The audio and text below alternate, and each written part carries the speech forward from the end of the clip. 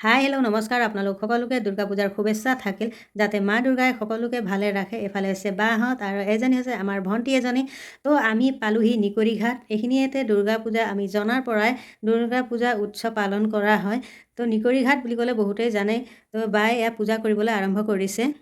দুৰ্গা পূজা আহিলে মনটো ইমান ভাল লাগে, কেতিয়া আহিব যেন লাগে। আৰু আমি ঘৰৰ কাম বনো ইমান ফূৰ্তিকৈ কৰোঁ, ইমান ভাল লাগে যে ঘৰৰ কাম বন কৰি যাতে আমি সোনকালে গৈ দুৰ্গা মাৰ দৰ্শন কৰিব পাৰোঁ। আৰু এইখিনিতে আমি চাকি এগছ জ্বলাই ধূপ জ্বলাই ভগৱান মা দুৰ্গাক আশীৰ্বাদ বিচাৰি যাতে সকলোকে ভগৱানে ভালে ৰাখে, বেমাৰ আজাৰৰ পৰা বঞ্চিত কৰে। আজি আমাক যিমান মনটো ভাল লাগিছে, ফূৰ্তি লাগিছে, কিন্তু লাষ্টৰ দিনাখন যেতিয়া আমি দুৰ্গা মাক বিদায় কৰোঁ তেতিয়া সকলোৱে কন্দা কটা কৰে আৰু মনত বহুত দুখ লাগে।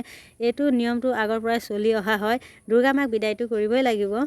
দুৰ্গা পূজাত জেলপি নাখালে তো পূজা যেন নালাগে। তো আমি সকলোৱে এয়া জেলপি খাবলৈ আৰম্ভ কৰিছোঁ। যদি আপোনালোকক ভিডিঅ'টো ভাল লাগিছে লাইক কমেণ্ট শ্বেয়াৰ কৰিব।